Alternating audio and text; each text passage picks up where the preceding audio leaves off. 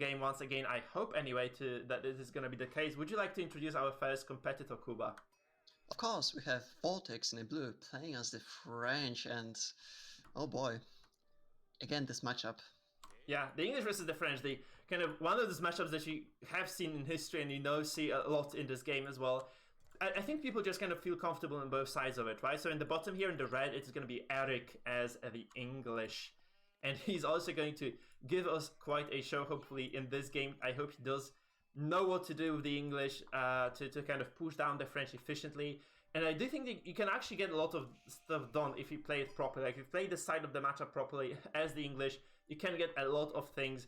And you can probably just kind of draw the game out enough, at least, to kind of go into that later stage. I think that's what you really want to do. You want to kind of draw the game out, just force the French player to defend and try to get into like the later stages of Castle Age, where I do think English actually are very, very good, right? They get like lots of those benefits from basically like both defensive and offensive infrastructure. We shall see, of course, like generally speaking, those games go into very long feudal ages, of course, because both players are trying, because both civilizations are extremely strong in feudal.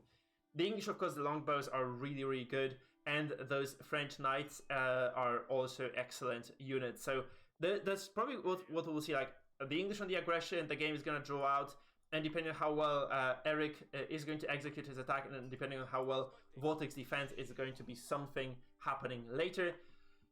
Well, I would really like to see, again, the beastie QT wall, as we call it, getting this wall over here. It essentially just, just get it like into the range of the TC. You can see how far it goes. You just get a wall here. This means that this is not passable terrain for those archers anymore, because they have to just get underneath the French TC, which does, shred any archer very quickly. So that would be probably a good move. Obviously, this means that there is no way for those archers to kind of maneuver too much around the base. And this just leaves them open. I think we've seen a lot of those very good players do this, just kind of use the walls against the English to get some sort of openings, right, into this Absolutely. kind of middle feudal games. The thing that worries me the most, though, is Vortex's map. It's not the best. Both goals are in the front. The hunt are to the north of his base. I mean, northwest of his base. There's a single wood line that he has access to, and the berries are also exposed, right?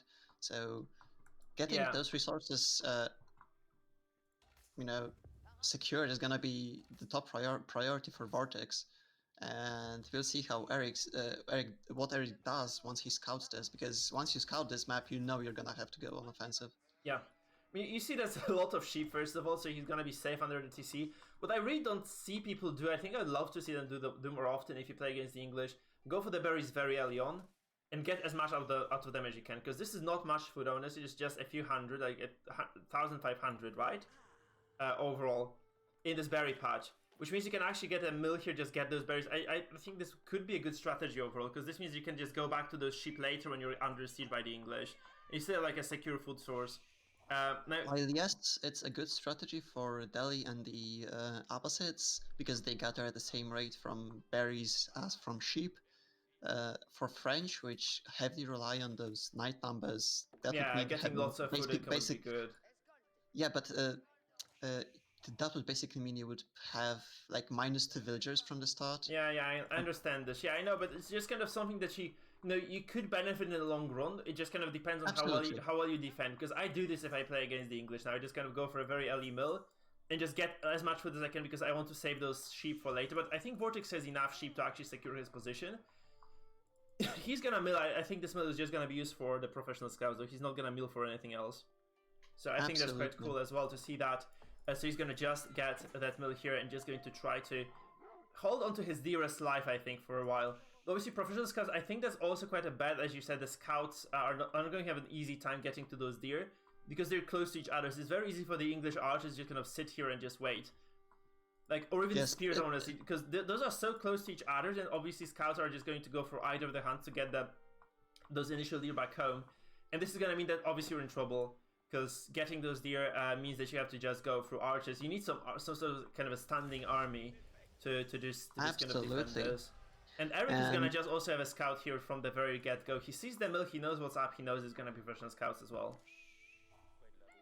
Exactly. So, talking about that, we didn't actually focus on Erik's base. So, we have a really exposed gold, a rather safe food line, and really farms already farms rushing those farms out. Oh my god, that's really interesting.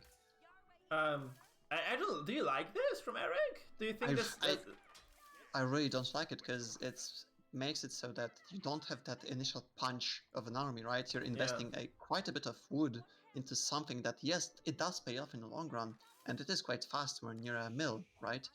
But I don't think it's worth early on, right? You can just mill those berries and be quite safe with it. He's just setting up a huge farmland here. So he might have like a very... We thought he would go aggressive. I don't think he's going to go aggressive at all. He has like... He's planning to defend, I think. Which is weird. I mean, it makes sense overall, but I don't think this is kind of the valid... I mean, okay, we'll see. I'm very curious actually what he does with this, because this looks outside of the box actually, because we have always seen, you know, the French on the defense and the English on the offense, and it's gonna be very different right now. Absolutely. And Vortix also just kind of... those knights. Yeah, we already see those knights rallying next to the gold just to defend it. Yeah, and there are pro scouts already done. Yeah. So this means that the French player is gonna have a lot of safe food below his TC. And as the time goes on, he's probably gonna add like 2 more scouts to secure that food even further. But he's fine. I think he's just cool by doing what he's doing right now. The French are okay, because what you're gonna do then as the French is that's what you've seen usually, kind of those death pushes, you know, where you just kind of field a big army and you just go if your opponent is too passive, because then you can just dive the TC and just kill everything. Unless you have no hands, because I had a guy today who tried to do this to me and he just kind of targeted the spears with his knights and died. But if you have hands, I do believe Vortix has 2 functional hands. He can definitely make it work. Absolutely. We've seen his hands do wonders, actually. Yeah. Those auto-attack cancellations, this is insanity. Yeah. Vortix was just absolutely like a wild animal in those games. He's just like, it was next level. This was like super sharp micro. So I do think he's gonna just be able to do it again. And I'm really sad because the developers said they were gonna take away the scout micro. And I do think it's kind of such a fun mechanic to watch. I would really love to see it stay. Okay, it's fun when it's a little bit of animation cancelling, but double animation cancelling, I think it's slightly too broken, man. Yeah. Just keep the basic animation cancel, because I think this is just that's something that you kind of see in SC2 as well. You just kind of see those early fights. You know, the super early skirmishes. That's something that keeps the action going. I think you need action in RTS from minute 1. Or the kind of the viewership value drop. So I don't mind this. Actually, yeah, Erik gets the first volley in those archers of Vortix, so Vortix is going to be at a slight disadvantage, but those archers are actually forced to run. He's actually trying to fight those archers as he goes back. He does get a few punches in the knights. He's trying to fight his spears with the knights. Yeah. Basically, those knights will heal up once disengaged, if they survive. Yeah, you need to focus hard. You need to focus one knight if you want to get something done here. Oh, no. That's very nice micro fight by Vortix. He's getting lots of stuff done. But he's actually, one knight dies, second knight might actually follow in suit as well, because those archers can even probably target this one. But this is quite a massive army coming again from Erik across the map. So he has like a nice rally here with a number of those archers. So 2 knights, well, I think it's quite of an even trade actually. I think favoring Erik in kind of all in all. Absolutely favoring Erik, because Erik lost a few spearmen and a few archers, and Vortix lost 2 royal knights, which is a lot of resources. Yeah. So it's worth probably around 5 archers or even more. Yeah. This just keeps going. I think if you get like a critical mass of archers, you can actually start contesting the knights with them even. We might see it happen in a relative kind of future. You see actually very nice kind of micro with those spearmen by Erik. He actually does manage to get those knights into this uncomfortable position, forcing them to actually get stunned or disengage, and he's actually getting a lot of nice kind of like he's getting the excellent trades here. Like he's actually obliterated. He wins this fight very, very handsomely. Absolutely, and Vortix is gonna get chased off the goals right now. He's gonna lose 1 villager, and this cripples the night production. This is the end of night production for Vortix. He only gets food and wood now. It's not good, because the core of the army here for the French is obviously those knights. And look at his other goals. Where are they? In the front. He cannot take gold comfortably. No. So there is a tower dropping as well for the English, so this is kind of going to be the killing blow. We've seen this actually work so many times against the French. People not going for those kind of, you know, towers, not going for anything like that is infrastructure based, not going for stone. They just go for pure army numbers, and they win with the army numbers alone, because this is what really kind of allows you to dominate those fights. like getting that large number of army instead of getting those towers means that you obviously get like a nice edge in those fights, getting those those dominating situations where you just have numbers advantages. And the French have nothing to their name. Like Vortix is sitting on 5 archers, man, and the English have like, it's a massive number. It's like 11 here, probably like way more on the way as well. I'm just gonna 14 archers total, man. It's just brutal. I think if you're, and I think this is what he was going for. That's why he dropped those farms.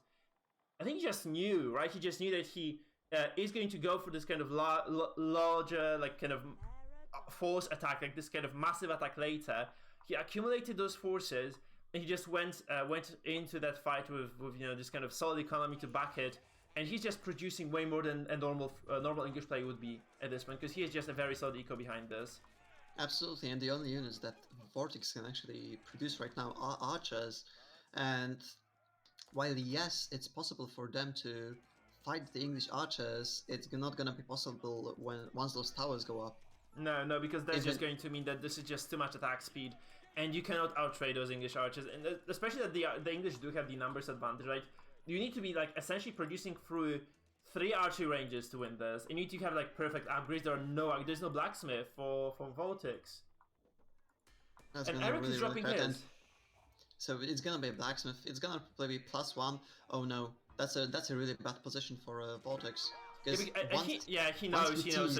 He knows he's just gonna run. He's going to, because there is a spear here actually, just kind of trying to scout this. So, but Vortix loses 5 archers for 1.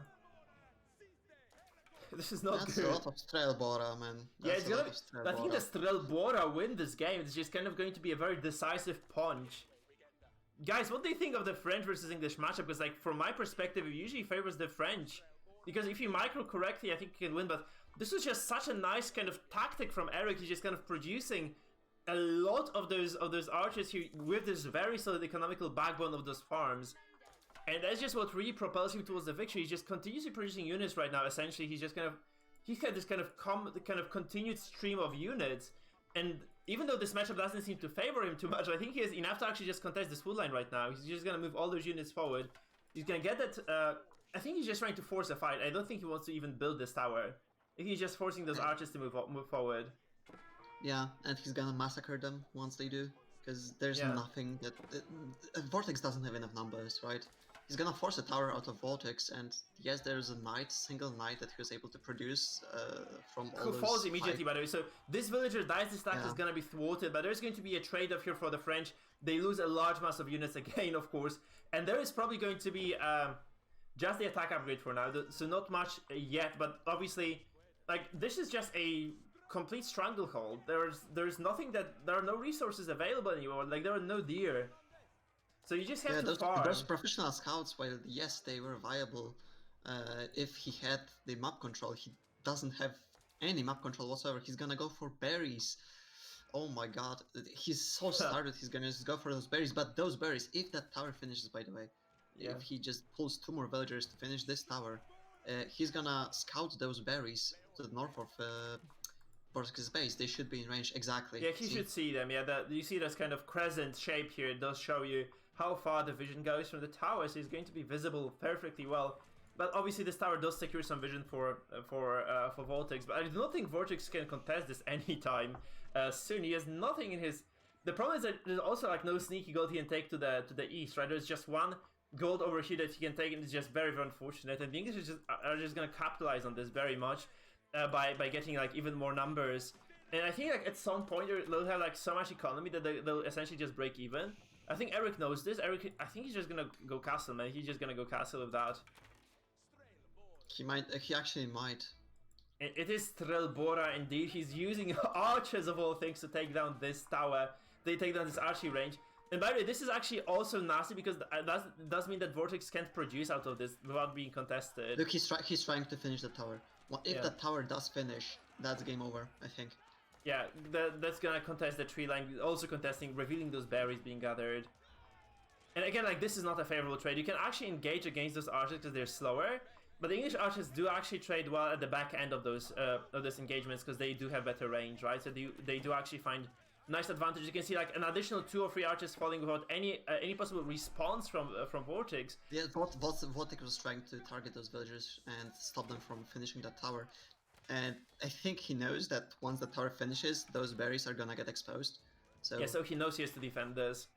Yeah. And the problem is also like that, as I said, like Vortix is going to not have an easy time as the game goes on right now, because he is just going to be forced to farm at some point. There is no kind of safe farming spot for the French here. So yeah, and he has essentially one archer range producing, because if there's an archer coming out of this one, he's just gonna get sniped. He knows that once the tower finishes, he's gonna see it, and he just backs off with those villages. But what do you do as Vortix now? Where do you go with those villages? Do you go like to this? Yeah. Oh god. Oh my god. That's a long walk.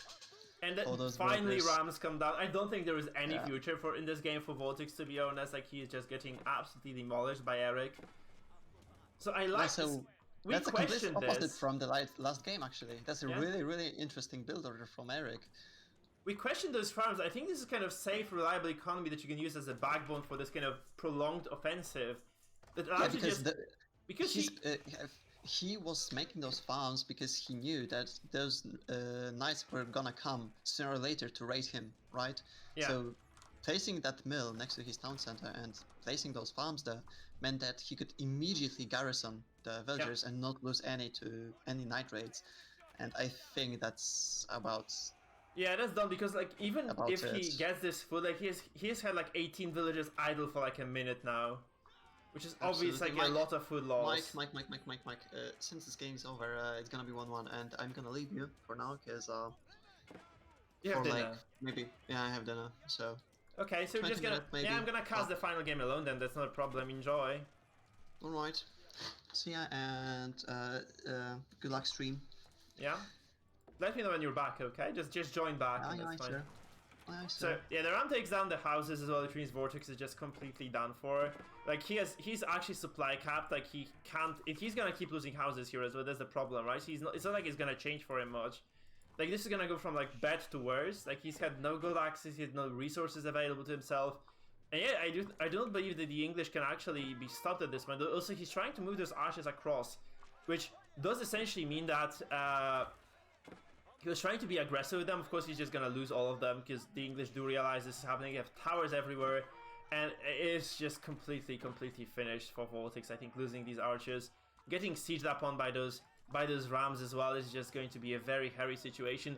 Erik can, if he pleases, I think he can even go Castle and just win this straight away from Castle Tech. I don't think he needs to. I do believe he has enough numbers now to actually just obliterate anything that that Vortix can field. Look at the force is 16 archers for Vortix. It's going to be like 40 archers. 54 Strelbora for the English, guys. This is going to be insane push coming through.